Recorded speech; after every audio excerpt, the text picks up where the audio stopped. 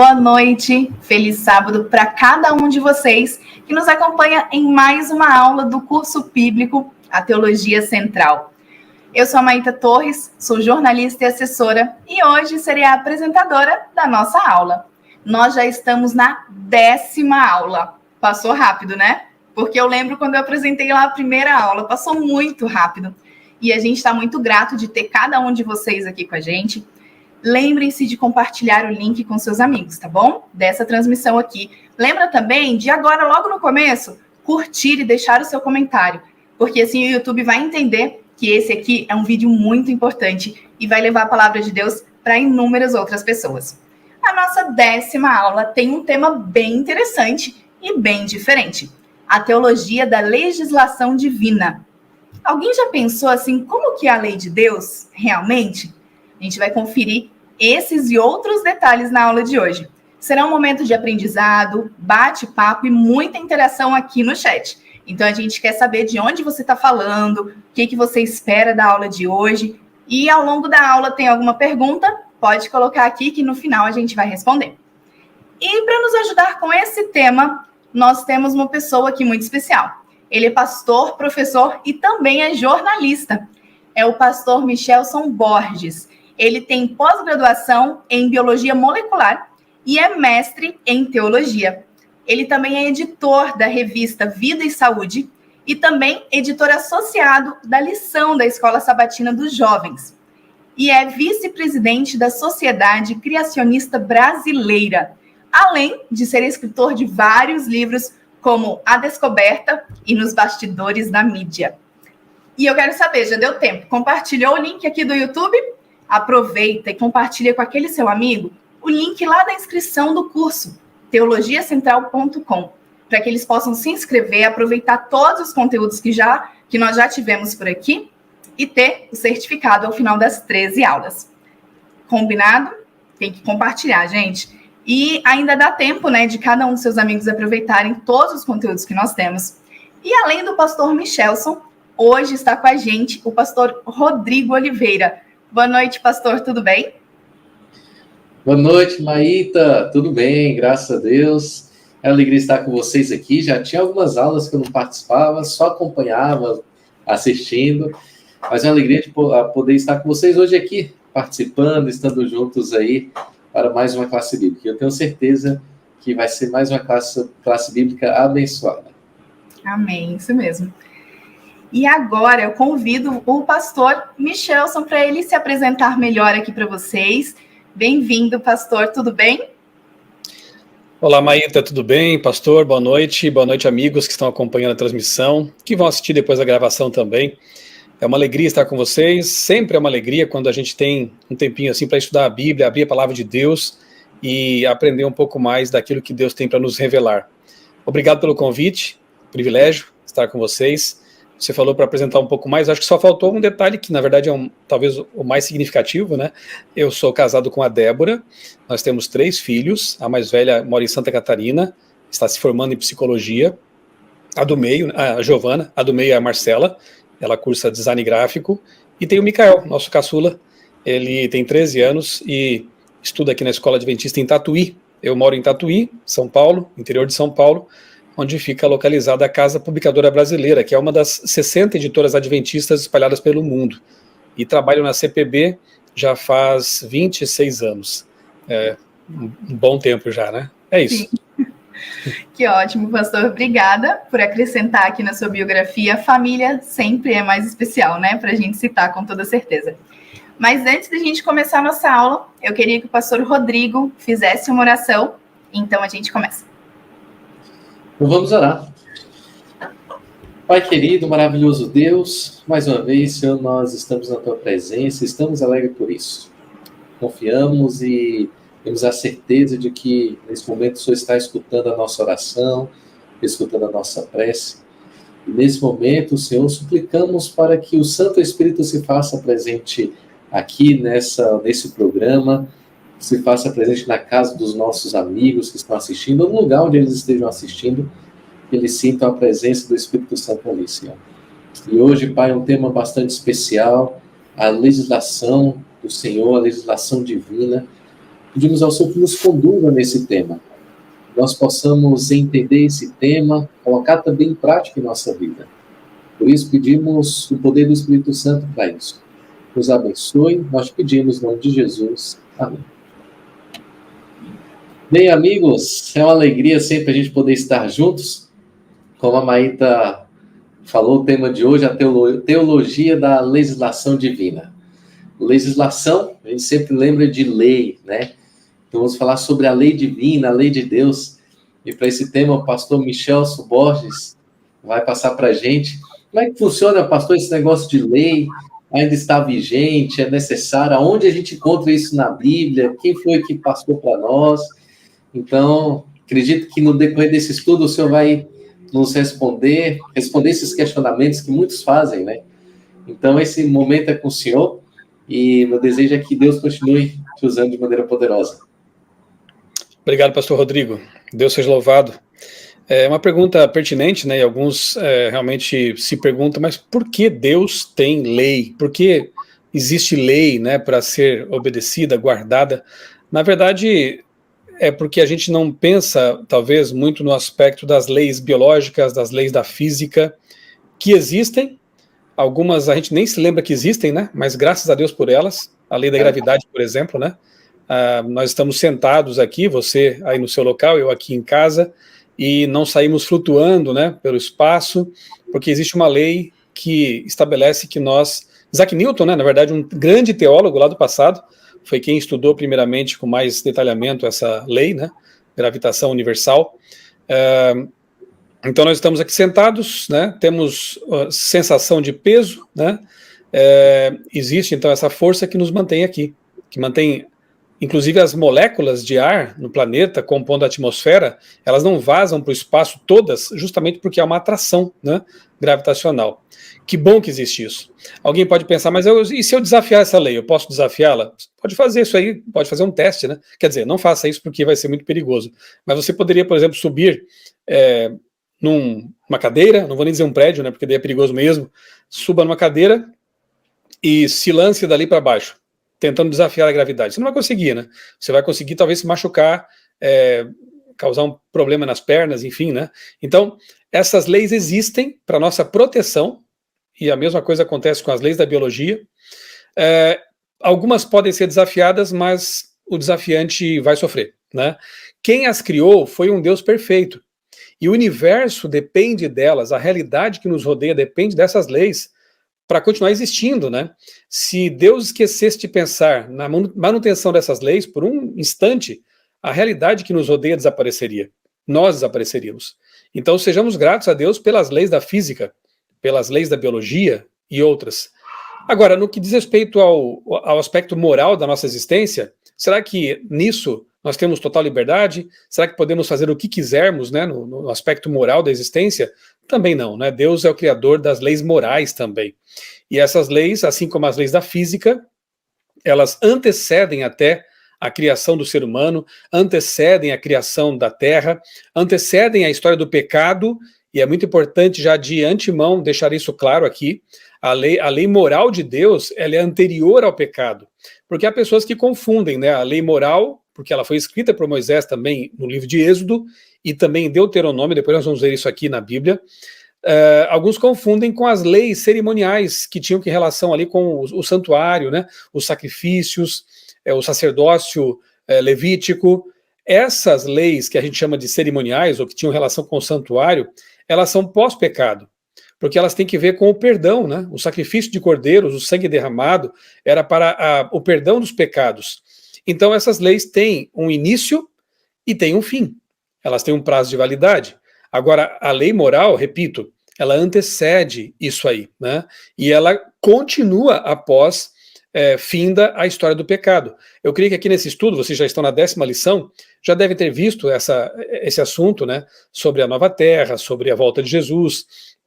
E após o fim da história do pecado, é dito, por exemplo, lá em Isaías 66, o último capítulo do profeta Isaías, do livro dele, é dito que na nova terra, o sábado, que é o 4º mandamento, continuará sendo guardado pelos salvos. Então perceba, a lei moral antecede o pecado e vai além da história do pecado. Então ela é eterna, né? Porque ela, na verdade, é a expressão do governo de Deus. Todo governo tem que ter um código, né? Uma lei, uma constituição, vamos comparar assim. É assim no domínio dos seres humanos e é assim também no que diz respeito a Deus e ao seu governo universal. Existe também um código, leis, que foram criadas perfeitas por Deus e cuja obediência nos traz segurança, nos traz proteção. Eu gosto de pensar na lei de Deus, vamos falar da lei moral aqui, como uma espécie de cerquinha de proteção que Deus colocou em volta dos seres criados. Ali dentro daqueles limites nós estamos protegidos, somos felizes, vivemos a vida como ela tem que ser vivida. Eu poderia citar também aqui as leis de saúde, né? Quando nós vivemos à luz delas, nós colhemos saúde, longevidade, mesmo estando nesse mundo de pecado.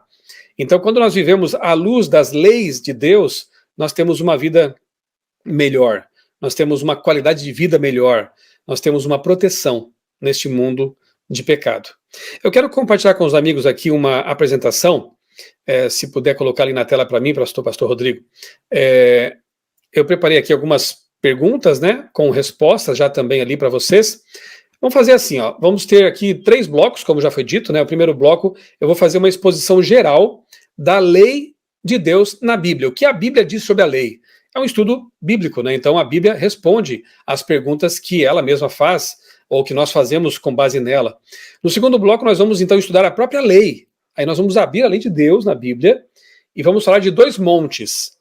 Mas não foi no Sinai que a lei foi dada? Sim, mas há um segundo monte, e depois você vai entender aonde eu quero chegar. Nós vamos então ver na Bíblia a lei de Deus, vamos ali analisar cada mandamento, a importância deles, ok?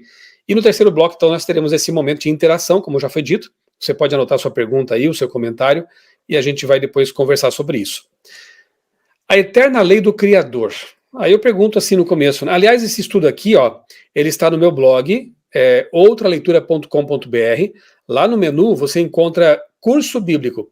E aqui há várias lições prontinhas, você pode compartilhar com seus amigos, né? É tudo online. No fim eu coloco aqui alguns vídeos também para aprofundamento do assunto, ok? Fica aqui o meu convite para você conhecer esse curso bíblico que eu preparei para as pessoas fazerem online, e eles estão ali no meu blog outraleitura.com.br. Você já imaginou se a lei da gravidade deixasse de existir, de funcionar? Nós já consideramos isso, né? Seria um caos, na verdade, né? Nós morreríamos em pouco tempo. Enfim, qualquer lei da física, da biologia, que deixasse de funcionar adequadamente, traria problemas para nós, né? Então vamos começar aqui com a passagem de Provérbios, capítulo 3, versos 1 e 2. Se você tem a sua Bíblia aí com você, ou no seu celular, enfim, né? O importante é que nós vamos agora acessar o texto bíblico, né, o texto inspirado. Eu quero convidá-lo a abrir comigo o texto de Provérbios, capítulo 3. Provérbios, capítulo 3. Vamos ler aqui os versos 1 e 2. Segundo o plano de Deus, qual é o segredo de uma vida longa? Olha que interessante. Todo mundo hoje quer viver mais, quer ter mais saúde, né? Mas a Bíblia diz o seguinte, ó, meu filho, não se esqueça dos meus ensinos, e que o seu coração guarde os meus mandamentos, os seus dias, porque eles aumentarão os seus dias e lhe acrescentarão anos de vida e paz. Não deixe que a bondade e a fidelidade abandonem você. Amarre-as no pescoço. Escreva-as na tábua do seu coração. Nós encontramos vários textos bíblicos, esse aqui é um deles, em que Deus diz que mais do que querer que nós decoremos, memorizemos os mandamentos, nós os coloquemos no nosso coração, para que a obediência seja algo natural, que venha de dentro, né? Então, o propósito de Deus é justamente imprimir em nosso coração, nossa mente, né, os seus mandamentos, para que seja uma espécie de diretriz implantada de maneira voluntária, a aceitação voluntária de nossa parte, então uma diretriz que ele implanta em nós e que passa a reger a nossa vida. E fazendo isso, olha o que diz aqui, aumentarão os seus dias. Eu entendo que não é um aumento apenas quantitativo, mas também qualitativo. Não é apenas aumentar o número de dias aqui na Terra, porque nossos dias aqui são limitados por causa do pecado, da morte, enfim, mas vai alargar, como dizem nossos irmãos hispanos, né? Vai ampliar, vai trazer aquilo que Jesus chama no Evangelho de vida em abundância. É isso. uma vida abundante, uma vida plena. É isso que Deus quer para nós, e obedecer à sua vontade, com certeza traz isso aí, né? Como devemos proceder? Lá em Tiago 2,12, na verdade seria até bom ler os versos 10 e 11. Alguns textos eu vou mencionar para vocês aqui de memória, vocês podem conferir depois, outros a gente pode ler na Bíblia. Para ganhar tempo, a gente menciona alguns aqui. Tiago 2,10, ali, o irmão de Jesus, esse Tiago aqui que escreveu essa carta, é o irmão de Jesus, ele diz assim, olha, vivam, procedam como aqueles que vão ser julgados pela lei da liberdade. Interessante, né? Ele chama a lei de Deus de lei da liberdade. E aqui a gente pode realmente fazer até uma comparação, né? Pensa assim, você está lá com o seu carro no meio do trânsito e decide transgredir as leis de trânsito. Você cruza o sinal vermelho, você estaciona na faixa de pedestres. O que vai acontecer com você nessa sua pretensa liberdade de descumprir a lei? Você vai acabar sendo multado, em alguns casos até preso. Então, na verdade, o descumprimento da lei é que traz problemas. Livre é aquele que obedece. E não é diferente no que diz respeito aqui à lei de Deus, né? Ela é chamada lei da liberdade porque aqueles que a obedecem são livres. Eles não estão debaixo da condenação da lei, que é outra coisa que alguns amigos, irmãos evangélicos não compreendem, né? Ah, eu estou debaixo da graça, não estou debaixo da lei. Sim, quando estamos debaixo da graça, quer dizer que fomos perdoados, somos justificados, né? A lei não nos condena, mas a lei não deixa de existir por causa disso. Ela é o código, são os princípios morais do reino de Deus. Não podemos esquecer disso. No momento em que eu transgrido a lei, eu me torno culpado disso, que a gente chama de pecado. Então, livre não é aquele que desobedece. O que desobedece está sob a condenação da lei, está em pecado. Livre é aquele que, pela graça de Deus, obedece e é fiel. Inclusive, aqui em Tiago 2, no verso 10, nós lemos assim que se você for obediente à lei de Deus, mas tropeçar em apenas um ponto dela, digamos, eu vou obedecer a 9 mandamentos, mas eu não quero honrar pai e mãe. Tiago diz que você se torna culpado de todos. Porque eu não posso ser 50% fiel, concorda comigo? Eu não posso ser 40% fiel, não posso sequer ser 90% fiel. Pensa no casamento. Querida, eu vou ser fiel a você 6 dias por semana, no 7º dia eu vou ser infiel. Você é fiel? Na verdade, é totalmente infiel. Então, o que Deus quer de nós é completa obediência, completa fidelidade, porque meia fidelidade é total infidelidade. E esse verso aqui deixa isso muito claro, né? Que quebrar conscientemente um mandamento é como quebrar todos os 10, ok? Pergunta 3 aqui do nosso estudo, que agora vamos ler os 10 mandamentos, isso aqui eu vou deixar para o segundo bloco, ok? Então aguarde aí, nós vamos abrir a Bíblia e ler os mandamentos como estão lá. Quem escreveu os mandamentos nas tábuas de pedra entregues a Moisés? Vamos ver esse texto na Bíblia? É um texto bem interessante, vale a pena a gente dar uma relida, né, para quem já leu esse texto. Êxodo, capítulo 31, versículo 18. Abra aí a sua Bíblia ali, para a gente conferir uma coisa que acho que você até já sabe, né? Mas não custa rever e relembrar da importância disso. Quando o Senhor acabou de falar com Moisés no Monte Sinai, deu a ele as tábuas do testemunho, tábuas de pedra escritas pelo dedo de Deus. Não sei como é que foi isso, né? O dedo laser de Deus, alguma coisa assim, mas o fato é que o texto é sagrado. Assim como a Bíblia também é sagrada, mas veja, a Bíblia foi escrita de um modo diferente, né? Os seus livros. Deus inspirou os autores, colocou as ideias na mente deles, e eles então escreveram com suas palavras. Por isso que a gente fala que a Bíblia é a palavra de Deus na linguagem humana, no formato humano, para que nós possamos entendê-la. Agora, os 10 mandamentos, isso aí foi diferente, né? Deus, ele toma aquelas tábuas de pedra lavradas por Moisés, as segundas tábuas, né? E ele então escreve nelas com o seu dedo. Aquela escritura ali nas tábuas os 10 mandamentos foram escritos, né? Aqueles caracteres foram escritos pelo dedo de Deus. Então, realmente, é algo muito sagrado, é algo imutável, deveria ser pelo menos, né? O ser humano não devia se atrever a mudar algo que Deus estabeleceu, que Deus escreveu, ele mesmo, pessoalmente. Como o apóstolo Paulo considerava a lei de Deus? Há pessoas que pensam que no Novo Testamento a lei teria sido abolida, Jesus teria cancelado. É estranho pensar assim, né? Porque nós entendemos que foi o próprio Jesus quem deu os mandamentos ali a Moisés. As teofanias, que são são momentos em que Deus se apresenta à humanidade, Na verdade, é Jesus quem aparece ali. Por exemplo, quando Jesus aparece naquela sarça ardente, naquele arbusto que não se consumia, mas estava em chamas, né? Ele diz assim, eu sou o que sou. O eu sou estava enviando Moisés, Êxodo 3,14. Lá no Novo Testamento, em João 8,58, Jesus diz, eu sou. Antes que Abraão existisse, eu sou. E ele usa a tradução grega da expressão hebraica. Ele usa ali o ego eimi, em grego, da expressão hebraica anihu. Portanto, inclusive os judeus que estavam ali perto entenderam muito bem o que Jesus tinha dito e quiseram até apedrejá-lo por blasfêmia. Jesus estava dizendo, eu sou aquele Deus que apareceu para Moisés. Então, Jesus, pré-encarnado no Antigo Testamento, 1500 anos antes de ele nascer aqui na Terra, deu a Moisés as tábuas da lei. Será que ele, então, 1500 anos depois, mudaria essa lei? Como que dizendo, olha, aquilo que eu dei para vocês era insuficiente, não era tão bom, eu preciso mudar agora. Esse mandamento vai ter que ser alterado. Isso não combina com o caráter de Deus, inclusive com aquilo que está escrito sobre Jesus, que ele é o mesmo ontem, hoje e eternamente.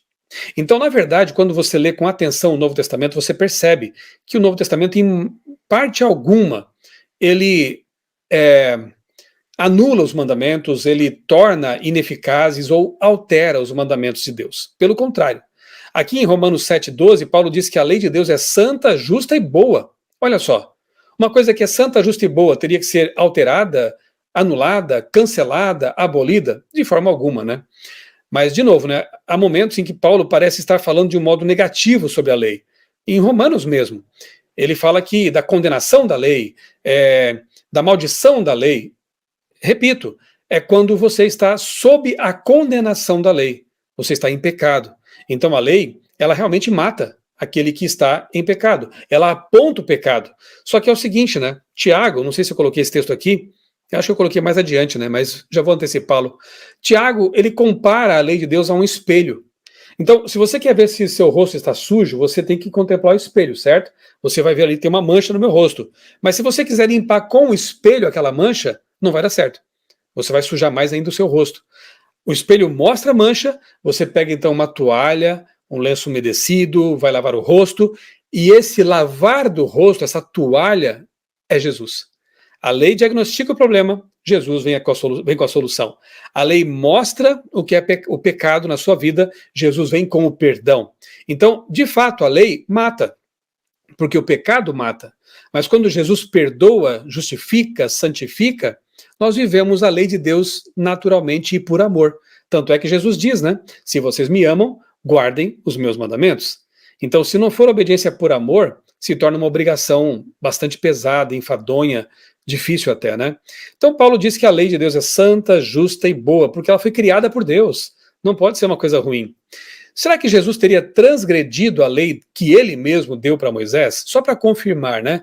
Ali em Mateus 5, 17 e 19, vamos ler na Bíblia? Esse texto também é bastante importante, todos são, né? Mas como eu disse, eu vou ler alguns e outros eu vou só citá-los. Mateus capítulo 5, e no segundo bloco nós voltaremos a esse capítulo especial. Nos versos 17 a 19, Jesus, ele diz o seguinte: não pensem que vim revogar a lei ou os profetas. Revogar, cancelar, abolir. Não vim para revogar, mas para cumprir. Porque em verdade lhes digo, até que o céu e a terra passem, nenhum i ou um tio, ou seja, nenhum sinalzinho gráfico, jamais passará da lei, até que tudo se cumpra. Aquele, pois, que desrespeitar um destes mandamentos, ainda que dos menores, e ensinar os outros a fazer o mesmo, será considerado mínimo no reino de Deus, no reino dos céus. Aquele, porém, que os observar e ensinar, esse será considerado grande no reino dos céus. Então, o que disse Jesus? Não vim abolir, não vim cancelar, não vim revogar, eu vim para cumprir. O próprio Jesus obedeceu à lei que ele criou, estabeleceu e entregou lá para Moisés no Monte Sinai, ok? Quem tem fé não precisa obedecer à lei de Deus? Paulo, de novo, responde essa pergunta aqui no capítulo 3 de Romanos, verso 31, ao dizer que, na verdade, nós confirmamos a lei. Sim, porque você só obedece à lei de Deus se você tiver fé. Por que você guarda, por exemplo, o mandamento que diz: não tomarás o nome do Senhor teu Deus em vão? Porque está escrito, porque é a vontade de Deus, portanto eu creio naquilo que está escrito, eu obedeço. Por que você não adora imagens de escultura, não se prostra diante delas e adora apenas a Deus? Porque eu creio no que está escrito, porque Deus deu esse mandamento e eu obedeço pela fé. Então, a fé, longe de cancelar, de anular a lei, ela confirma a lei. A obediência é pela fé. A lei de Deus pode salvar? Aí sim, nós precisamos entender que a lei não salva ninguém. Nós somos salvos unicamente pela graça. A salvação é um dom de Deus e não vem de nós, como diz o apóstolo Paulo, né? A lei, repito, ela aponta o pecado. Quem salva é Jesus. A lei não serve para salvar ninguém. Você não vai ser salvo porque você obedece à lei. Você obedece à lei porque você é salvo. Porque você ama a Deus, porque você foi perdoado, resgatado, libertado do pecado. E a pergunta natural que alguém perdoado faz é: Senhor, o que queres que eu faça? E aí nós lembramos daquela cena em que Jesus foi colocado numa aparente armadilha, em que levaram até ele uma mulher que havia cometido adultério. Era uma cilada, porque cadê o homem, né? Ninguém comete adultério sozinho, né? Eles levaram então aquela mulher perante Jesus e perguntaram o que devia ser feito com ela. Apedrejamento, como a lei civil, né, de Moisés, ou ele iria perdoá-la e deixar assim. E nós conhecemos a história. Jesus começa a escrever na areia da escadaria do templo os pecados daquelas pessoas. Eles começam a deixar as pedras ali, vão embora, porque viram que eram tão ou mais pecadores do que ela. E então Jesus diz algo muito bonito para aquela mulher. Ele diz assim: eu também não te condeno. Isso é perdão, isso é justificação. Você está perdoada. Agora vá e não cometa mais esse pecado. Vá e não peques mais. Isso é santificação. Você é perdoado, você é libertado, e então passa a viver uma vida de santidade. Você já está salvo. Então a obediência à lei de Deus não salva ninguém. A obediência à lei de Deus nos provê liberdade, felicidade, estabilidade física, mental, espiritual, vida de abundância, né? É o código moral de Deus, as diretrizes para a nossa vida. Por quê? Porque somos salvos pela graça, unicamente pela graça. Então, para que serve a lei de Deus? Eu já falei para vocês, né, que é o espelho, né? Ela mostra, ela diagnostica, ela nos sonda, né? Inclusive, se você ler, depois você pode fazer isso aí como tarefa de casa, o Salmo 119, que é o maior capítulo da Bíblia, né? Davi exalta o tempo todo a lei de Deus e diz que era o prazer dele meditar na lei de Deus de dia e de noite, né? Então, isso vem de Deus, é um dom, é uma maravilha, é algo muito bom. Como a Bíblia considera a pessoa que diz conhecer Jesus, mas recusa guardar seus mandamentos? Esse é um texto muito sério. Inclusive, ele vem de João, o discípulo do amor, mas quando precisava falar sério também, falar de forma firme, ele falava. E ele diz que a pessoa que diz conhecer a Deus, mas não guarda seus mandamentos, é mentirosa, e nela não está a verdade. E é assim, né? Porque como é possível alguém que diz conhecer a Deus, ser um servo de Deus, e conscientemente se rebelar contra a vontade de Deus? E dizer: bom, está escrito assim, mas eu não vou obedecer porque eu penso que é de outra forma. Está escrito assim, mas essa ou aquela igreja alterou esse mandamento e eu vou seguir esse mandamento alterado, adulterado. Cadê, né, a verdade aí? Cadê o amor por Deus e a seriedade com que temos que tratar a vontade e a palavra dele? Então João é sério, enfático e duro aqui. Ele diz: aquele que diz que conhece a Deus, mas não guarda os seus mandamentos, mandamentos bíblicos, é mentiroso e nele não está a verdade. Qual é o principal motivo para obedecermos à lei de Deus? Lá em João 14,15, eu até já citei esse texto, né? Está escrito que Jesus disse, né? Se vocês me amam, guardem os meus mandamentos. Assim como o motivo que deve levar o marido a ser fiel à esposa é o amor, nossa motivação para ser fiéis a Deus deve ser igualmente o amor. Quem ama é fiel, quem ama obedece. Ainda mais quando sabe que tudo o que o seu amado lhe pede é para o seu bem. Então é aquilo que eu já disse, né? Podemos já fechar aqui a nossa apresentação. O que Deus pede de nós é para o nosso bem. Temos que reconhecer que Deus é amor, que Deus sempre quer o nosso bem, que os planos de Deus para nós são planos de vida e não de morte, como diz o profeta, né? Então, obviamente que se ele deixou uma lei para ser obedecida, isso vai ser para o nosso benefício. Isso vai ser para a nossa bênção. Então, em linhas gerais, meus queridos, poderia citar aqui muitos outros textos, porque o tema da lei de Deus, da legislação divina, né, a teologia da legislação, ele é amplo na Bíblia. Aqueles que leem a Bíblia com frequência, que realizam aí o ano bíblico, né, ou Revivados por Sua Palavra, percebem como esse assunto ele é recorrente na Bíblia, como é importante nós vivemos à luz daquilo que Deus pede, manda em Sua Palavra. Então, sejamos gratos a Deus pelas leis da física, da biologia, da saúde e também a lei moral que existe para a nossa proteção.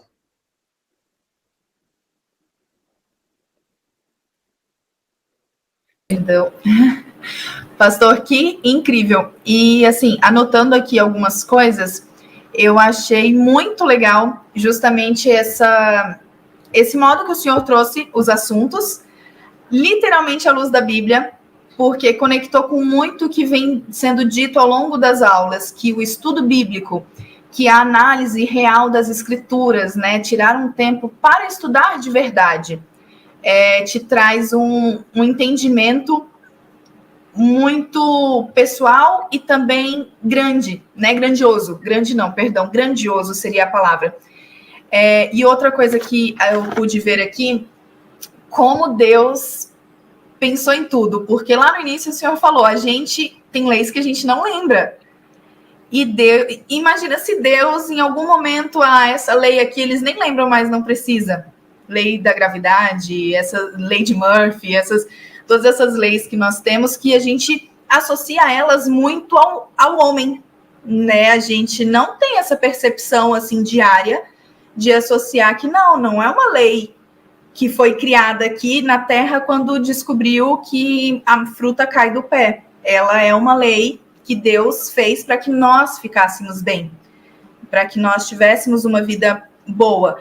E além dessa lei, nós temos as melhores leis, né, que são para que a gente possa ter uma vida plena, uma vida melhor, e para que ela seja realmente boa, excepcional, a gente tem que estar com Cristo, né? A gente tem que seguir o que ele nos ensinou.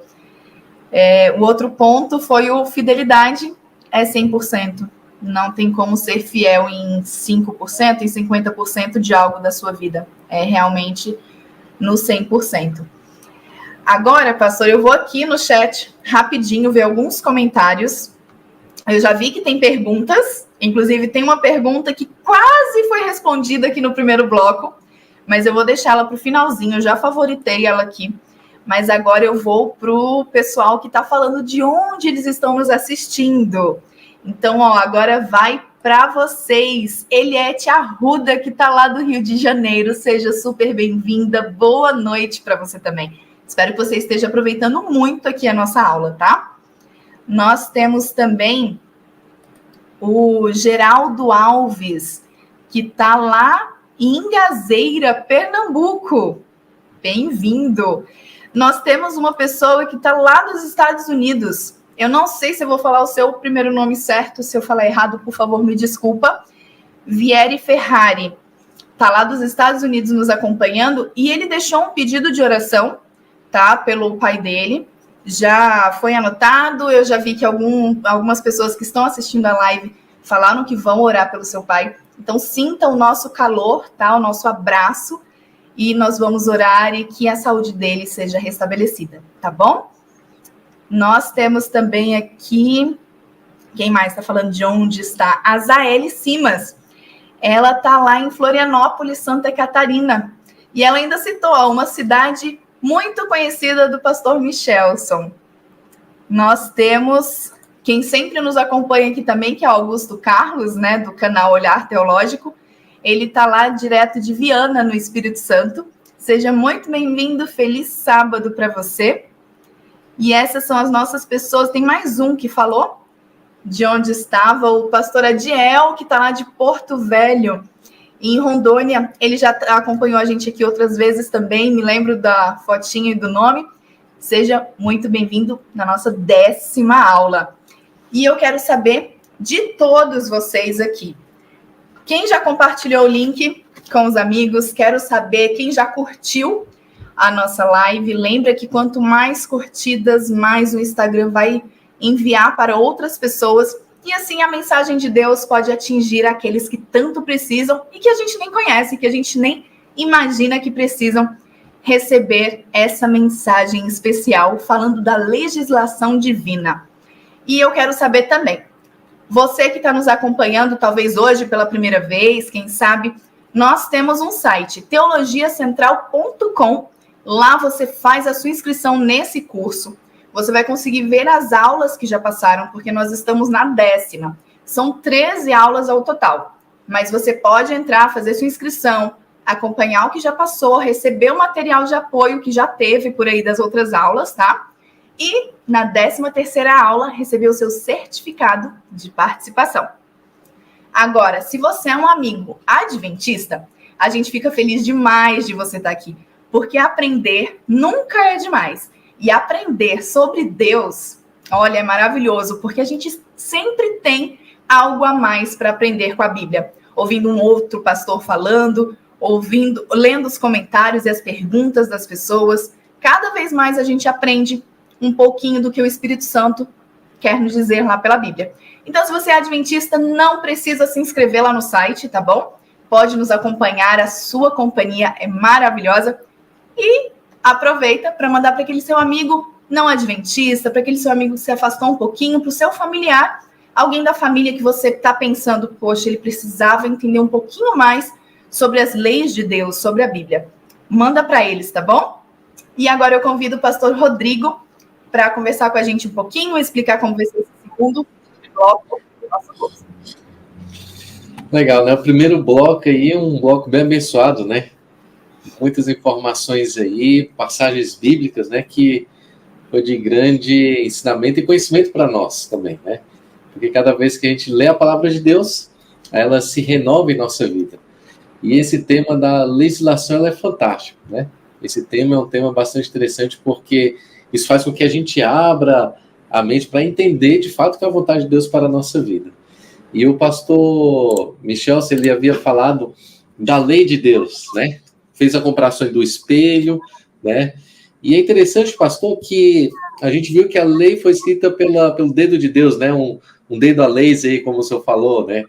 Brincando assim.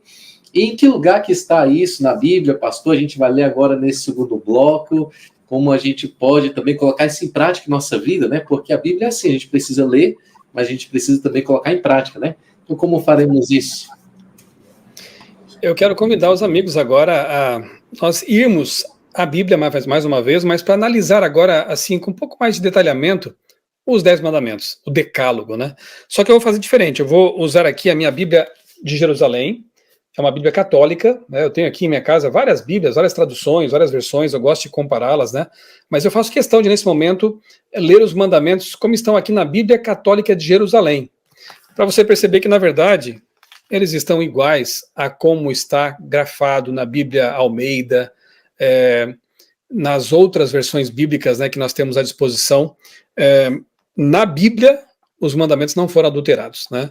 Eu acho que nem isso o inimigo conseguiu fazer. E nós vamos ler aqui o capítulo 20, tá? Está aqui já abri na minha Bíblia de Jerusalém, ok? Quero convidar você também a abrir sua Bíblia ou pegar aí no seu celular para acompanhar a leitura comigo. Geralmente, a gente começa a ler do verso 3, né? Porque ali, de fato, começam os 10 mandamentos que estavam lá nas tábuas de pedra, que Moisés transcreve aqui no rolo, né? No pergaminho, que vai ter o nome de Êxodo, né?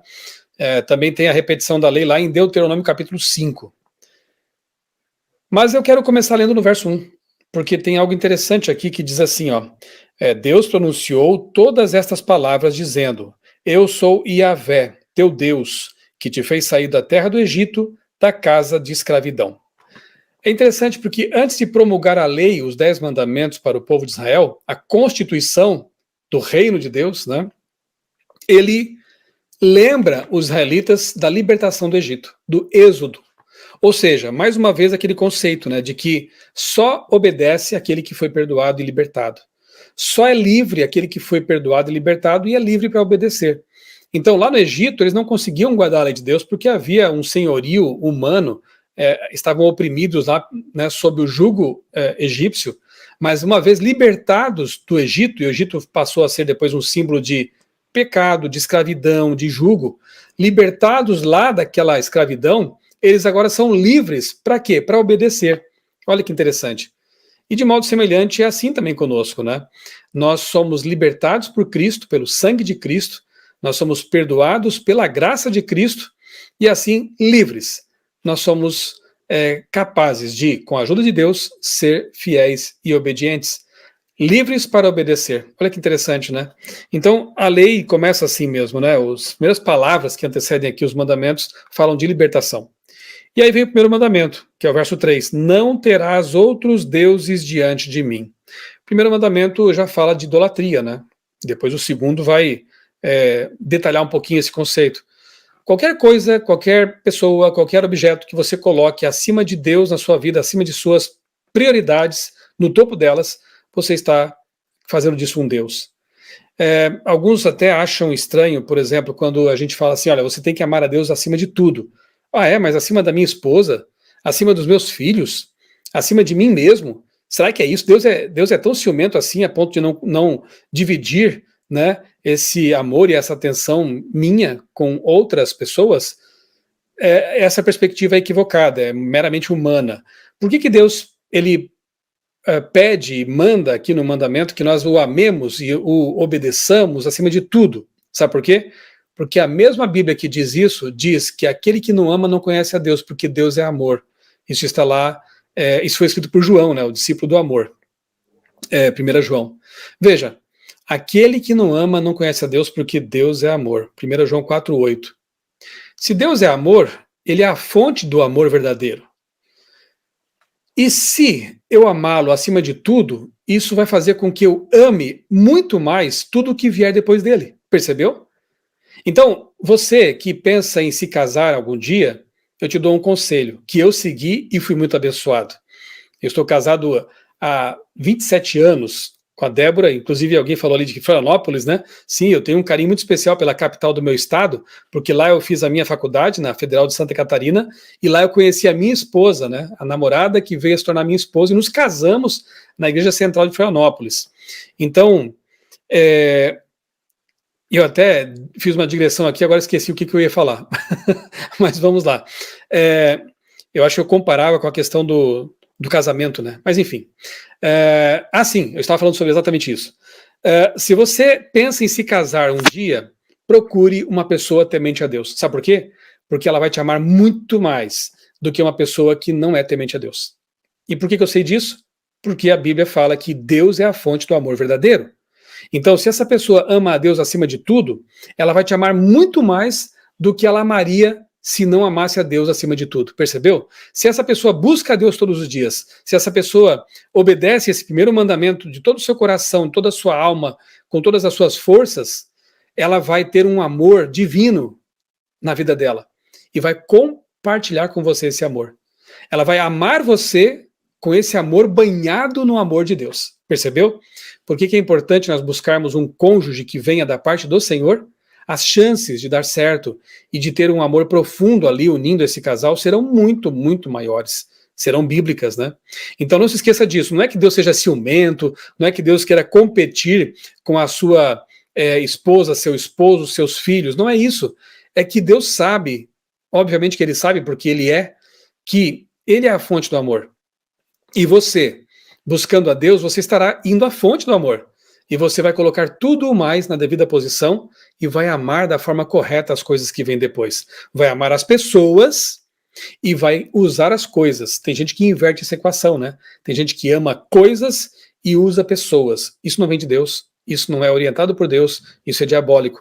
Mas quando nós colocamos a Deus acima de tudo, nós hierarquizamos tudo o mais da forma correta. Por isso que o mandamento começa justamente assim: não tenha outros deuses diante de mim. Eu tenho que ser o seu Deus. Eu tenho que ser a sua prioridade, ok? Aí o segundo mandamento diz: não farás para ti imagem esculpida de nada do que se assemelhe ao que existe lá em cima, nos céus, ou embaixo, na terra, ou nas águas que estão debaixo da terra. Então é pecado ter uma foto, é pecado ter um livro ilustrado. O mandamento não termina aqui, veja o que diz o resto. Não te prostrarás diante desses deuses e não os servirás. Porque deuses com D minúsculo aqui na Bíblia de Jerusalém, né? Porque eu, Yahvé, teu Deus, sou um Deus ciumento, que puno a iniquidade dos pais sobre os filhos até a terceira e quarta geração, dos que me odeiam. São as consequências do pecado, atinge até os filhos, né? E hoje, com as pesquisas aí na área de epigenética, a gente vê que isso realmente é muito real. As más escolhas, os vícios que o pai e uma mãe adquirem antes de conceberem até, podem atravessar algumas gerações. Isso é bem real. Porém, olha o que diz aqui sobre as bênçãos. Mas que também ajo com amor até a 1000ª geração para aqueles que me amam e guardam os meus mandamentos. As bênçãos também são extensivas. Quando alguém se converte, ele vai abençoar os que virão depois, né? Pode quebrar uma cadeia de maldições, de más condutas que vêm lá dos ancestrais, e dali para frente ele quebra isso e ele vai abençoar os que vierem depois, a geração que vem depois. As bênçãos de Deus alcançam os filhos, os netos e assim por diante. Então note, o que o segundo mandamento ele proíbe é adorar, é venerar, é se prostrar diante de figuras, de imagens, né, de representações totalmente limitadas. Deus não se deixou representar por imagens como essas, com estátuas ou coisa parecida, porque elas são totalmente limitadas, são feitas pelos seres humanos e, portanto, não podem representar a Deus.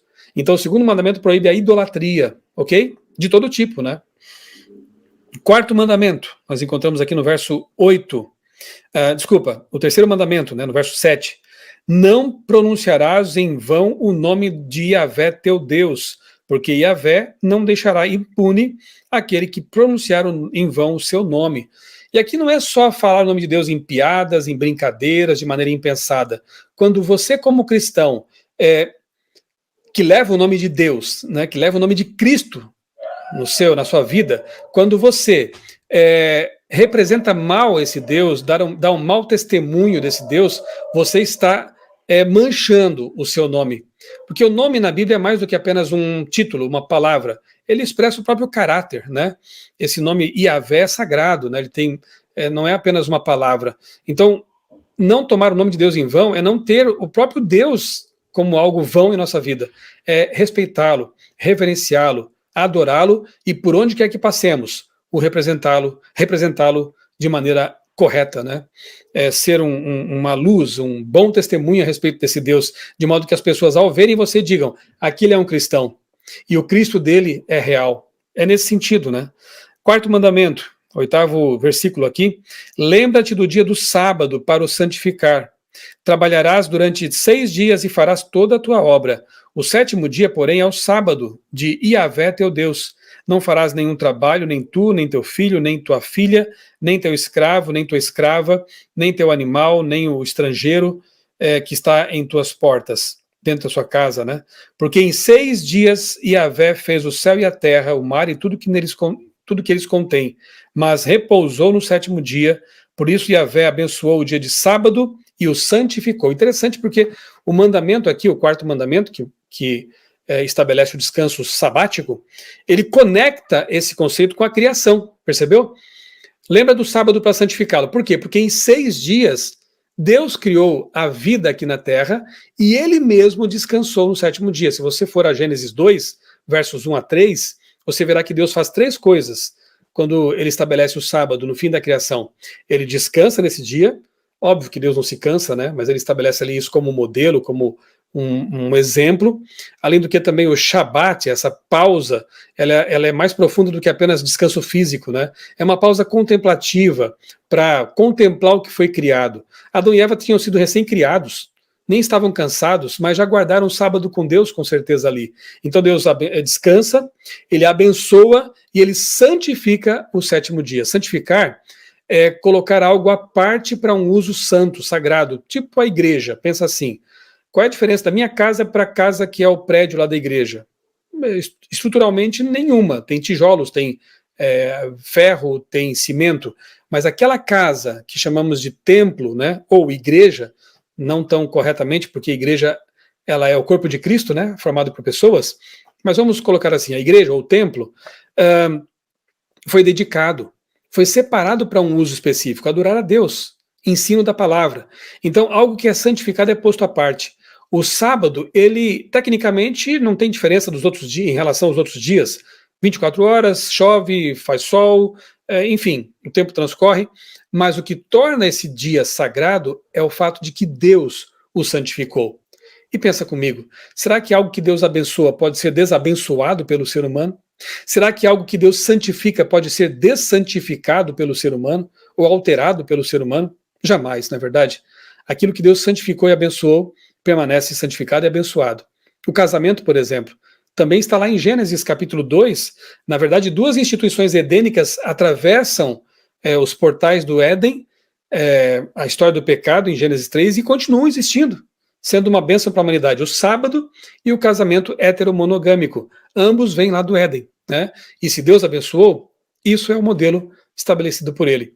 Por isso que aqui no mandamento, no quarto mandamento, há uma conexão direta com Gênesis capítulo 2, porque em 6 dias fez o Senhor, Gênesis 1 e 2, porque em 6 dias fez o Senhor os céus, a terra e o mar e tudo que neles há, e no 7º dia Deus mesmo descansou. Interessante, não? Nós vamos encontrar lá em Lucas 4,16, Novo Testamento, Jesus descansando no sábado. Não pode ser diferente, porque ele estabeleceu isso aqui, repito, né?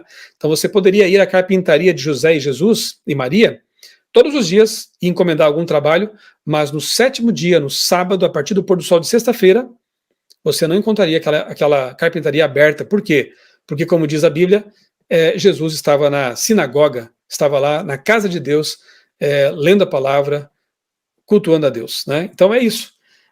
Em toda a Bíblia encontramos aqui o mandamento do sábado. Não há nenhum mandamento, sequer um só versículo que traga qualquer tipo de mudança nesse mandamento. O sábado atravessa a Bíblia de capa a capa. Nós encontramos em Gênesis na criação e encontramos na nova terra, lá em Isaías 66, como eu já disse, o mesmo mandamento sendo guardado. Encontramos no Apocalipse, encontramos Jesus guardando, os apóstolos guardando, Maria, mãe de Jesus, guardando, Paulo, após a ressurreição de Cristo, obviamente, porque ele se converte depois, também guardando o sábado e assim por diante. O 5º mandamento diz: honra teu pai e tua mãe, é o verso 12, para que se prolonguem os teus dias na terra que Yahvé teu Deus te dá. Tem até uma promessa aqui, né, de longevidade para aqueles que honram pai e mãe. 6º mandamento: não matarás. 7º: não cometerás adultério. 8º: não roubarás. 9º: não apresentarás falso testemunho contra o teu próximo, é mentir, né? Difamar também está aqui. 9º: não cobiçarás a casa do teu próximo, não cobiçarás a sua mulher, nem o seu escravo ou servo, nem a sua serva, nem o seu boi, nem o seu jumento, nem coisa alguma que pertença ao teu próximo. E o 10º mandamento, perdão, esse aqui é o 10º mandamento, né? Ele está aqui como: não cobiçarás a casa, nem as coisas do teu próximo, né? Então aqui estão os 10 mandamentos, exatamente como foram dados por Deus, e também estão aqui na Bíblia de Jerusalém, a Bíblia Católica de Jerusalém. Não cobiçar, né? Seja contente com o que Deus lhe deu, a Bíblia fala isso, né? Em tudo dai graças, viver com contentamento. Isso não quer dizer que você não possa ter sonhos, aspirações. A questão é invejar aquilo que outros têm, e isso te fazer até mal, né? Não mentir, não adulterar, ser fiel. No céu, como é que esse mandamento era cumprido? Antes de haver homem e mulher? Fidelidade. Satanás quebrou esse mandamento também, ele foi infiel a Deus. Todos esses mandamentos, eles têm princípios eternos. A redação aqui é aplicada à humanidade. Inclusive coloca aqui coisas que nós podemos entender, por exemplo, como: não cobice o carro do seu próximo, não cobice a roupa do seu próximo, né? Então o princípio é eterno. E falando em princípio, agora eu quero dar um salto na história, um salto de mais de 1500 anos. No Monte Sinai, esses mandamentos foram proclamados por Yahvé, por Deus. Mais adiante na história, vamos agora a Mateus capítulo 5, nós vamos encontrar aqui um outro monte, mas o mesmo Deus. Esse mesmo Deus detalhando a lei que ele tinha dado a Moisés mais de 1 milênio antes.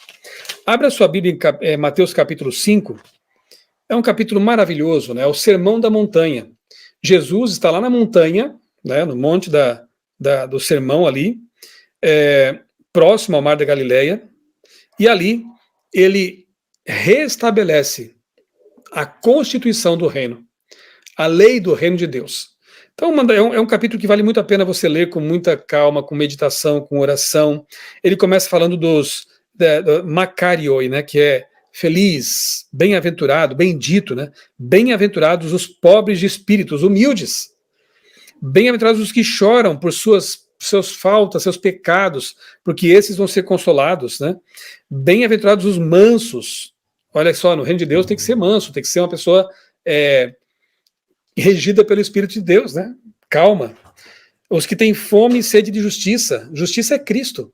Então, aqueles que têm fome de Jesus vão ser saciados, como diz aqui nas bem-aventuranças. Fala dos misericordiosos, limpos de coração, porque esses verão a Deus. Enfim, vale a pena demais você ler esse sermão de quando em quando, né? Aí, mais adiante, nós encontramos aqui aquele texto que eu já li para vocês, né? Não pensem que eu vim revogar a lei e os profetas. É Deus no monte de novo dizendo, eu não vim abolir aquilo que eu já tinha dado. Na verdade, prestem bem atenção, eu vou ampliar o sentido dessa lei para vocês. E aí nós encontramos aqui, por exemplo, no verso 27, olha que interessante. Vocês ouviram o que foi dito, não cometa adultério. Dito para quem? Por quem? Dito por Deus para o povo hebreu, correto? Isso aqui está nos 10 mandamentos. Não cometa adultério. Eu, porém, lhes digo, gente, quem é essa pessoa que tem a coragem de dizer o seguinte, vocês ouviram o que foi dito aos profetas? Foi dito isto. Eu, porém, lhes digo. Somente alguém que tivesse credenciais divinas poderia falar algo assim. Foi dito aos profetas, mas eu digo o seguinte, ou seja, esse aí é maior que os profetas. Ele vai dizer algo, porém, além do que eles disseram. E aí, no caso aqui do não cometa adultério, ele diz assim, todo que olhar para uma mulher, pode colocar aí o homem naturalmente, obviamente, né? Todo que olhar para uma pessoa com intenção impura, já cometeu adultério com ela no seu coração. Você percebe que ele torna a lei ainda mais complicada da perspectiva humana? Porque Jesus começa agora a mostrar que a questão está na mente, no coração. Não é só uma questão de não fazer, de evitar fazer algo. É uma questão interior, é uma questão sua. Isso é lei moral, né? Se na sua mente você contemplou uma pessoa com cobiça, com pensamentos obscenos, enfim, você já está cometendo adultério mental, segundo as palavras de Cristo. Portanto, a lei tem que estar no coração. É o que Deus quer fazer em nós, né? Implantar a lei no nosso coração, de modo que seus olhos reflitam a obediência a Deus, seus ouvidos, sua mente, o seu coração. Aí ele diz assim algo até bem drástico, né? Veja só, se o seu olho direito leva você a tropeçar, arranque-o e jogue fora. Aqui é um exagero literário, obviamente, né? Porque ninguém vai entrar no céu sem um olho, né? Mas seria preferível fazer isso do que pecar e se perder todo, né?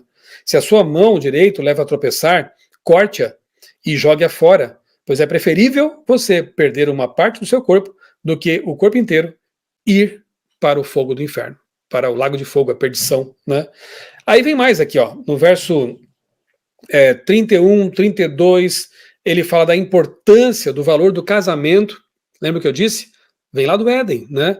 Então, Deus estabeleceu aqui o casamento e ele repete aqui, ó, também foi dito, aquele que repudiar a sua mulher deve dar-lhe uma carta de divórcio, aí, leis adaptadas ali para a realidade humana, infelizmente, né?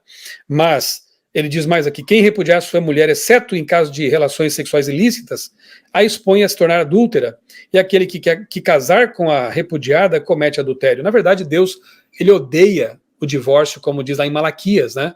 Infelizmente, é algo que passou a existir nesse mundo de pecado. Deus estabeleceu o casamento para ser algo permanente, algo abençoado, né? E aqui ele reforça a importância do casamento. E diz mais aqui, ó, no verso 38, olha só. Vocês ouviram que foi dito, olho por olho, dente por dente. Eu, porém, lhes digo, não resistam ao perverso. Se alguém lhe der um tapa na face direita, ofereça-lhe também a face esquerda. Olha só como Jesus, ele torna mais difícil, na verdade, ser cristão, da perspectiva humana, porque ser cristão é ser pequenos cristos no mundo, e Jesus amava obedecer à lei de Deus, Jesus era fiel à lei de Deus, a lei que ele estabeleceu, ele vivia todo o tempo em palavras, atitudes e pensamentos a lei de Deus, e espera-se de um cristão que ele procure fazer o mesmo. É claro que nós temos nossas falhas, mesmo a nossa obediência vai ser maculada por nossa natureza pecaminosa, mas devemos fazer o nosso melhor, por amor a Deus. Procurar ser fiéis, seguindo o modelo que é Jesus Cristo. Ele diz depois também aqui que vocês leram que foi dito, né, que não matarás. Eu, porém, vos digo, né, que se você difamar alguém, se você falar contra alguém, machucar, magoar por palavras, você está matando essa pessoa também. Vejam como Jesus, ele amplia o sentido da lei, porque ele coloca ali os princípios que regem esses mandamentos. Eu diria que, na verdade, não matar é um mandamento que tem que ver com dar a vida. Não roubar tem que ver com você se doar, na verdade, né? Não quebrar o sábado é fazer desse dia um dia de deleite, como diz Isaías 58, um dia de prazer, um dia feliz para você e sua família. Enfim, cada não dos mandamentos, ele traz uma bênção embutida. Aliás, tem um detalhe importante também. Você percebeu que quando nós lemos aqui os mandamentos em Êxodo capítulo 20, eles estão num tempo futuro? Não é interessante isso? Não matarás. É o imperativo futuro, digamos assim, né? Não furtarás. Não adulterarás. Por que assim? Porque, na verdade, o texto ali, ele traz embutida uma bênção. O sentido é assim, ó. Se você andar comigo, se você foi libertado do Egito, e você anda de mãos dadas comigo, você não vai matar. Porque eu estou com você. Se você foi libertado do pecado e está andando de mãos dadas comigo, convertido em santidade, você não vai roubar. Você não vai adulterar. Porque para adulterar, a pessoa tem que soltar a mão de Jesus. Porque para roubar, a pessoa tem que soltar a mão de Jesus. Então, na verdade, esses mandamentos, mais do que um não, uma negativa de você não fazer algo, eles trazem ali uma linguagem que reflete uma bênção, uma promessa, na verdade, né? Se você andar comigo, você não vai fazer isso.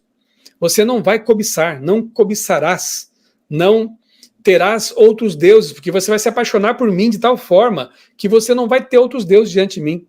Percebeu? É uma promessa. Cada mandamento é uma promessa. Então, se você quer ser fiel a Deus, peça que Deus o ajude nesse sentido. O Deus que estabeleceu os mandamentos, ele quer nos habilitar, ele vai nos habilitar a cumpri-los.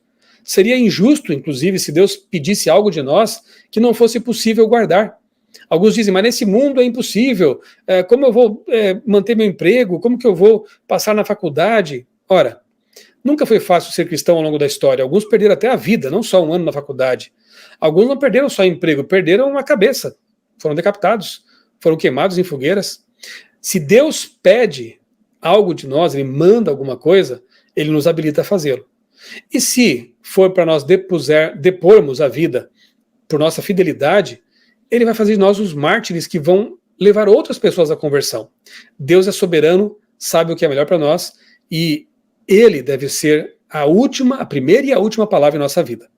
Portanto, se a lei de Deus existe, foi criada por ele, e ele manda que nós a obedeçamos, primeiro, é para o nosso bem. Segundo, ele nos habilita a ser fiéis. Guarde a lei de Deus. É uma bênção ser fiel. A vida se torna harmoniosa, feliz, estável. Você passa a ter saúde física, mental e espiritual. Experimente. É uma bênção. Cada mandamento dos mandamentos de Deus traz embutida uma bênção especial. Faça isso e você terá uma vida mais longa, mais feliz, mais próspera, mais abundante, como Jesus prometeu. Deus te abençoe, me abençoe também, para que nós sejamos fiéis à sua palavra. Pastor, que incrível, né? Quanto mais a gente escuta, né, vindo dos pastores convidados, assim como o senhor, a gente percebe o quanto as escrituras, o quanto a Bíblia, ela foi pensada para todos os tempos, até chegar no último tempo, realmente no tempo do fim. A gente lê, e, por exemplo, eu não tinha me atentado que realmente todos os mandamentos estão ali no futuro, porque não há uma desculpa, né, de quem, não, foi só lá para o Velho Testamento, já estava no presente, acabou. Ele segue, né, ele é sempre ali num futuro contínuo até o mundo realmente vir a terminar. São vários pontos que dá para trazer, vários pontos incríveis, e realmente estamos na 10ª aula, e a gente consegue perceber e só reafirmar que como a gente quer transparecer Cristo, como a gente quer transparecer que é cristão, a gente tem que estar cada vez mais lendo a palavra de Deus, cada vez mais conversando com ele, seja onde estiver. Não precisa ajoelhar ali e orar porque está no meio do trânsito. Dá para conversar com ele ali enquanto você está andando, para você sempre ter essa conexão e demonstrar para o próximo, né? Exalar esse espírito assim cristão tranquilamente. Temos alguns outros comentários aqui, antes de entrarmos para as perguntas. Vamos ver aqui, tem um pessoal falando bem de longe hoje. Já tivemos Estados Unidos, agora nós temos Espanha. Temos a Lúcia, lá da Espanha. Seja muito bem-vinda. Que o seu sábado esteja iniciando com um conhecimento maravilhoso aqui no nosso curso da Teologia Central. Temos também a Rose, ela está falando, a Roseli Freitas, ela está falando lá da Bahia, né, do Senhor do Bonfim na Bahia. Deus continue abençoando-os, é uma bênção. Esse curso, essa aula está sendo uma bênção, é maravilhoso poder ouvir um pouco mais. Eu fico aqui anotando vários pontos, várias ideias, pensamentos que eu não tinha, né, ao ler a Bíblia. É muito legal ver outras pessoas trazendo um conhecimento muito maior. Temos a Edmeire de Jesus, lá de Salvador, também na Bahia. Seja muito bem-vinda, boa noite para você também. E nós temos a Rosângela Maria. Feliz sábado, Rosângela, lá de Embu das Artes, em São Paulo. E a Rose nós já tínhamos falado de locais, nós só temos essas pessoas. Então eu vou convidar o pastor Rodrigo, que vai explicar um pouquinho de como vai ser esse nosso terceiro bloco. Isso, vendo as pessoas, né? Muitos lugares aí, São Paulo, Espanha. Que legal, que bem se a gente poder saber que a mensagem está alcançando, né? Aí em muitos lugares, é muito bom. E nós agora vamos entrar no terceiro bloco, onde aí teremos perguntas feitas pelos nossos amigos que estão assistindo. Pastor, tem uma primeira pergunta aqui. Falando dos mandamentos, existe algum mandamento maior que outro no decálogo, na lei moral? Boa pergunta, né? Tiago 2,10, eu citei, já ele nivela todos, né? Ele fala que qualquer mandamento a quebra dele é como quebrar todos os demais. Mas se eu fosse colocar assim, em termos, né? Algum mandamento maior? Eu entendo que o primeiro mandamento, né? Os demais derivam daquele, né? Não terás outros deuses diante de mim. Então você tem que ser fiel. E tanto é que Jesus, ele resume a lei, e aqui há até uma incompreensão de alguns. Jesus já resumiu a lei, não precisa guardar mais nada. Pensa assim, olha, a gente que já fez vestibular, né?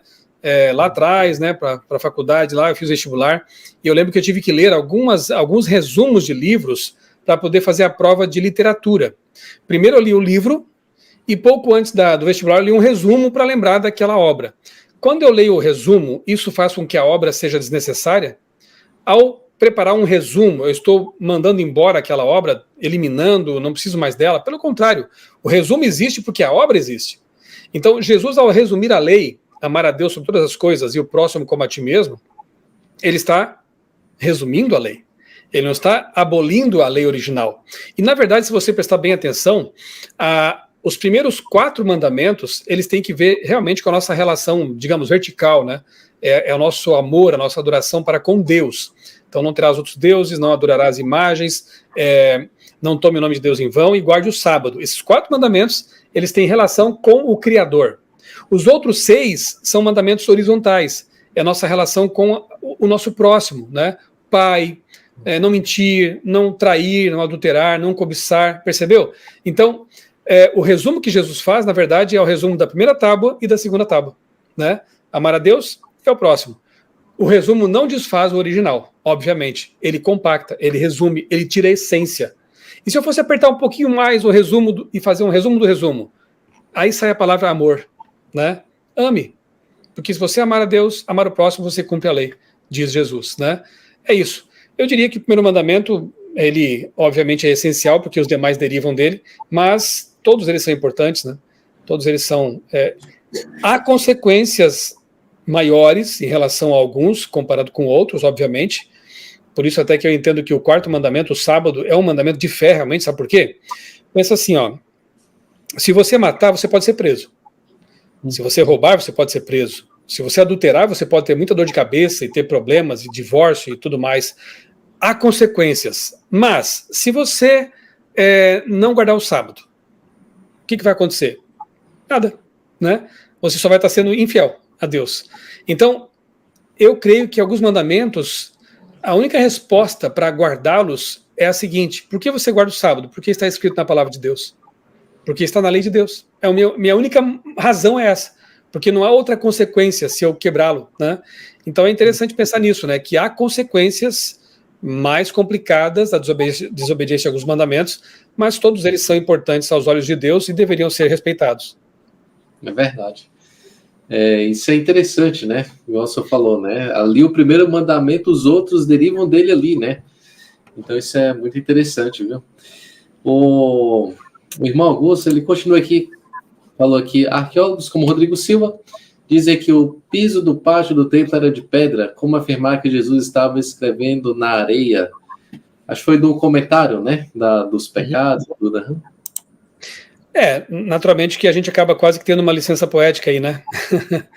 E aqueles que entendem que Ellen White é uma profetisa de Deus, ela fala isso também, né? Não é nenhuma adição antibíblica, né? Mas digamos assim, uma ampliação da cena, alguma coisa assim, né? Não é nenhuma licença poética nesse caso. Eu creio que ela foi uma escritora inspirada por Deus, e eu levo em consideração aquilo que ela fala desse momento ali, né? Não sei se você já tiver esse estudo aqui sobre o dom profético, é um assunto muito importante, muito interessante, né? E eu só sei que o texto diz que ele escreveu os pecados no chão, né? Sim. E a gente avança um pouquinho, né, nesse sentido, dizendo que foi ali, porque o templo estava ali, né? E faria bastante sentido, né? Inclusive escrever naquele local tão especial. É verdade. Ok.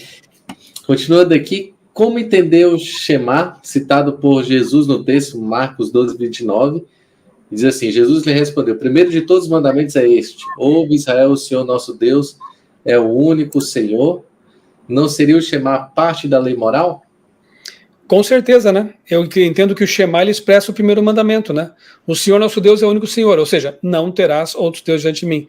Então essa declaração de fé dos israelitas, o Shema, né? Ouve a Israel, ele, sem dúvida, Augusto, ele reflete o primeiro mandamento da lei de Deus. Maravilha. Temos aqui outra pergunta da Zaeli.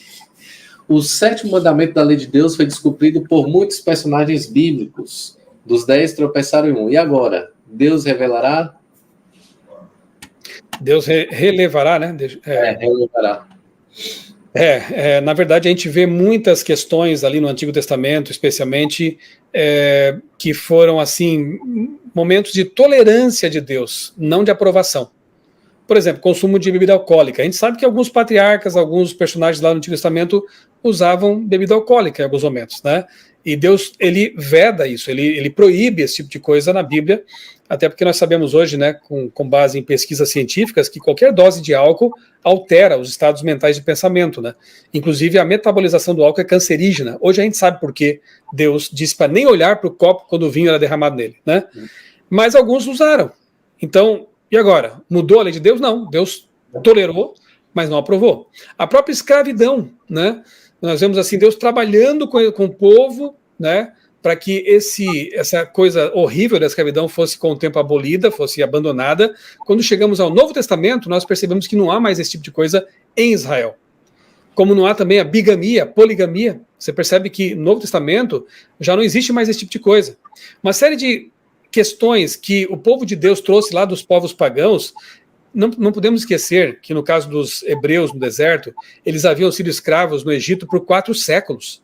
Quanto paganismo, quanto conceito errado de casamento, de sexualidade, enfim, muitas coisas. Eles trouxeram nessa bagagem cultural.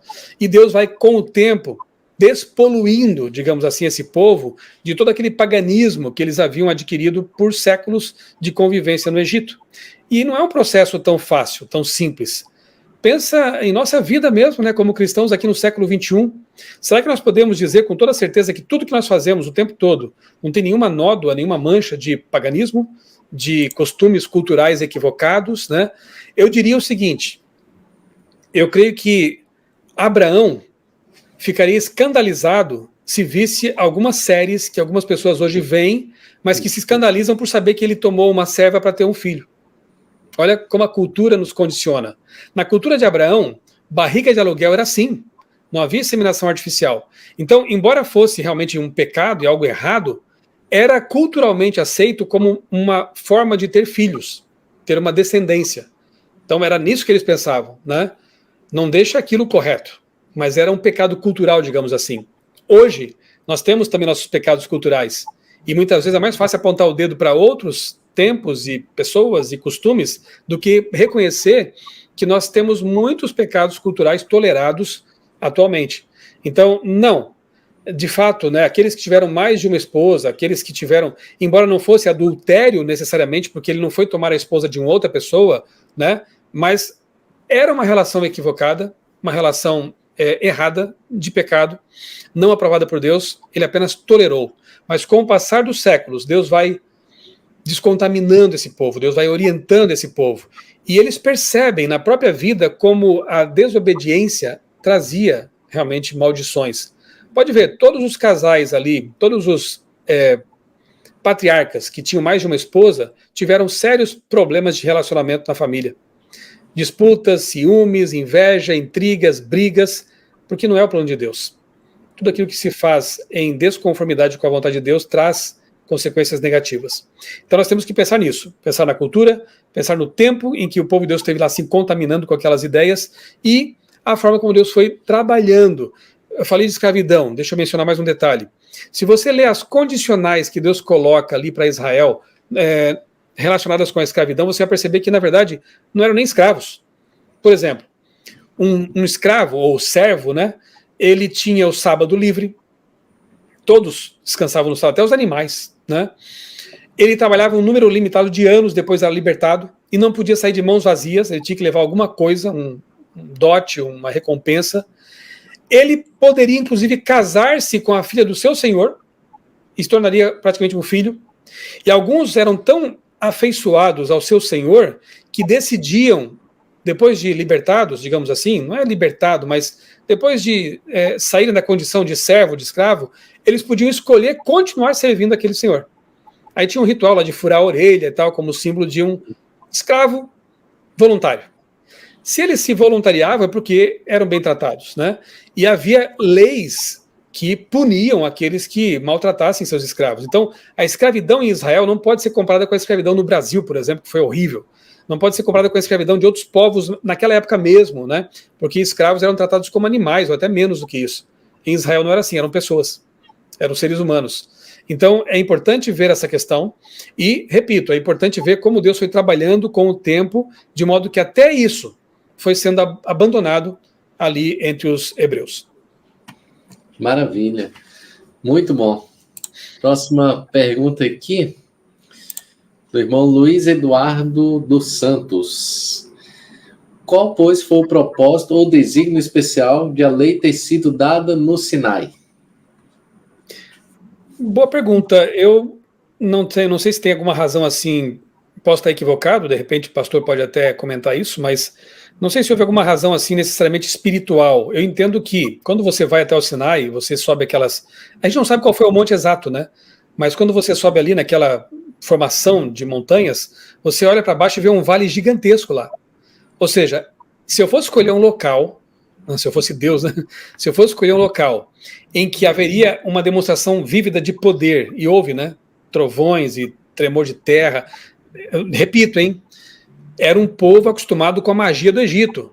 Tinha que ser uma coisa realmente grandiosa, para que eles esquecessem aqueles falsos deuses, aquelas contrafações satânicas, e olhassem para Deus e pensassem, esse Deus é grande, esse Deus é o Criador.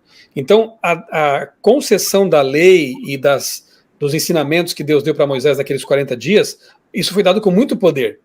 E lá do alto do monte, eles podiam, lá de baixo daquela planície, não nos esqueçamos que eram milhares e milhares de pessoas, talvez milhões, alguns até colocam assim, tinha que ter um bom espaço e um local muito visível. E ali, geograficamente falando, né, topograficamente falando, é um local perfeito para isso.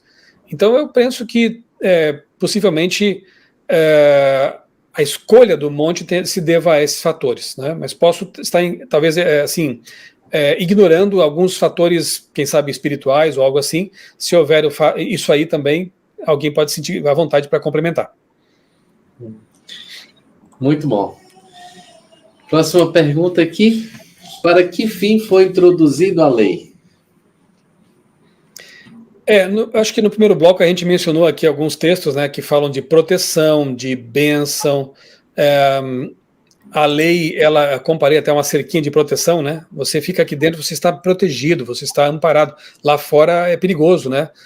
Mesmo antes do pecado, né? Lúcifer foi o primeiro transgressor da lei de Deus. Ele quebrou todos os mandamentos. Ele queria ser Deus, ele mentiu, ele não foi fiel, né? Adulterou, digamos assim. Ele quebrou a lei, estilhaçou a lei, né? Então, lá no céu já havia a lei moral. Os anjos nem se davam conta disso, né? Certamente, porque viviam por amor, eram fiéis por amor. Quando há uma ruptura, uma quebra, é que se dão conta de que havia realmente uma lei, né? Então essa lei existia desde sempre para o bem dos seres criados, assim como as demais leis de Deus, como eu já comparei, né? As leis da física, da saúde, da biologia e assim por diante. Maravilha. Tem uma outra pergunta aqui interessante do Augusto Carlos. Diz assim, quando Jesus fala da lei e os profetas, ele não estaria falando da Torá, Nomos, né, os 5 livros de Moisés? Bem colocado, né? Na verdade, ali é mais amplo do que apenas 10 mandamentos. Os 10 mandamentos estão na Torá. Então, a forma de os judeus expressarem assim a Bíblia, né, o Antigo Testamento, que é o que existia na época, era assim mesmo, né? A lei, os profetas e os escritos. Então, era a Torá, a lei, os profetas, os livros proféticos, e os escritos ali, Salmos, Provérbios, né, Eclesiastes. Então, realmente, não vinha abolir a lei, não é só os mandamentos, não são só os mandamentos. Ele não veio abolir a palavra, a Bíblia, porque era a Torá, o Pentateuco, aqueles livros que Moisés escreveu. E dentro deles está o Decálogo, né? Estão os 10 mandamentos. Obrigado pela pergunta que me ajudou a esclarecer um ponto também que é muito importante. Maravilha, pastor. Que bênção foi a nossa aula hoje.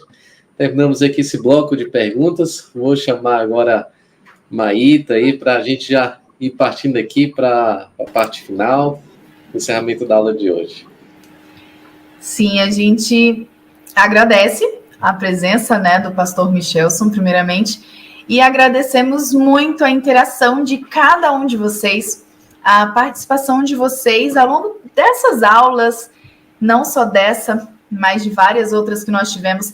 Agradecemos a esses recados assim, especiais, como o do canal Wellbox, que falou que mensagem especial.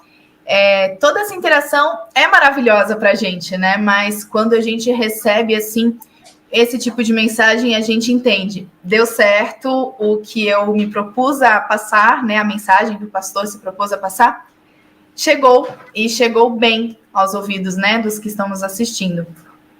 O Alexandre comentou aqui, a tua justiça é justiça eterna e a tua lei é a própria verdade, que está em Salmos na Bíblia. Bom, para a gente iniciar esse encerramento aqui, nós queremos primeiramente lembrar que os alunos inscritos vão receber material extra, material com perguntas sobre esse tema, né, para fixar ainda mais. Lembrando que o pastor falou dos resumos, né? Não é porque vocês vão ter os resumos que não podem assistir novamente essa aula. Essa aula vai ficar gravada. Então, quem quiser aqui voltar em um ponto específico, mandar um trechinho para um amigo, vai estar aqui, vai estar salva. Compartilhe essa aula com quantas pessoas vocês puderem e conseguirem. E lembrando, teologiacentral.com é o nosso site, onde você pode conferir quem são os apresentadores, quem são os pastores que participam, né, convidados, e também os temas que já aconteceram e os outros 3 temas que ainda estão para vir. E antes da gente ir para as palavras finais dos nossos 2 pastores, vou comentar aqui o porquê Santa Catarina é tão importante, assim, marcou, né, a história do pastor Michelson. Ele comentou aqui pra gente, ele se casou lá, gente, ele se formou na Universidade Federal de Santa Catarina. Então, realmente, são 2 pontos que marcam, né? Não tem uma formatura e um casamento, não tem como esquecer esse lugar, né, pastor? Florianópolis, né? Morei lá por 7 anos. Sou natural de Criciúma, Santa Catarina, e vivi ali 7 anos, porque me formei, depois me casei e comecei a trabalhar na Escola Adventista Central de Florianópolis, né? Foi meu primeiro emprego na obra adventista, e de lá recebi o chamado para vir para São Paulo, interior, trabalhar na CPB. Excelente. E já vou chamar os pastores para dar as palavras finais para cada um de vocês que nos acompanham nessa noite. Mas primeiro, o tema da nossa próxima aula, já anota aí para você não esquecer. Coloca o despertador para as 19h30, que é a hora que nossa aula começa. Toda sexta-feira, às 19h30, tá bom? Para você não perder. O tema será a teologia do dia de guarda. Eu sei que esse tema é um tema até polêmico, podemos dizer assim, porque o mundo traz muitas ideias sobre o dia de guarda, mas eu acho que você vai ter um conhecimento incrível na próxima sexta-feira. E agora eu convido o pastor Rodrigo para suas palavras finais dessa noite. Pois é, foi uma alegria a gente poder estar juntos aqui estudando esse tema, falando sobre a legislação divina. E veja o quanto é importante, né, a lei de Deus para nós, para os seres humanos, e ela ainda está vigente. Nós precisamos ser fiéis ao Senhor na adoração, dízimos e ofertas, mas também fidelidade na guarda dos mandamentos.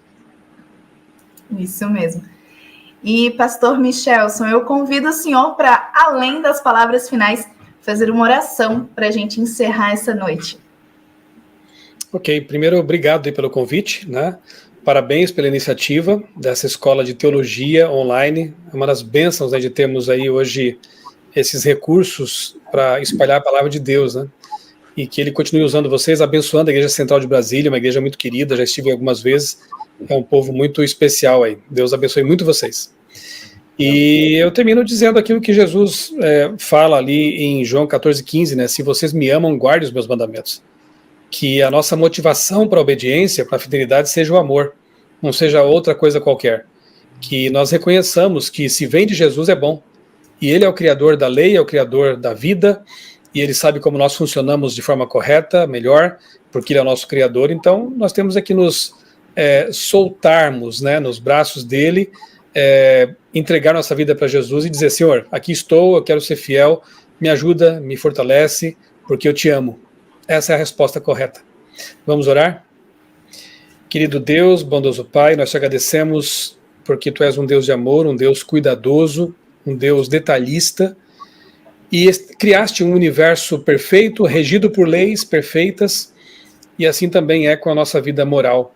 Há mandamentos, há orientações claras em Tua palavra, e nós te agradecemos por elas, porque podemos ter uma vida de harmonia, uma vida feliz, tanto quanto possível nesse mundo de pecado. Obrigado, Senhor, porque Tu nos amas tanto, que nos deste tantas orientações especiais. E quando nós as colocamos em prática, nós percebemos que realmente são uma bênção e colhemos os frutos disso. Obrigado por esses momentos de estudos de Tua palavra, obrigado por Tua palavra, obrigado por esses jovens que estão aqui envolvidos nesse projeto, por essa igreja, a Central de Brasília. Continua abençoando os seus pastores, sua liderança, os membros, para que essa igreja continue brilhando ali na capital do nosso país. Dá-nos a Tua paz, um bom restante de sábado, nós te pedimos e te agradecemos em nome de Jesus. Amém.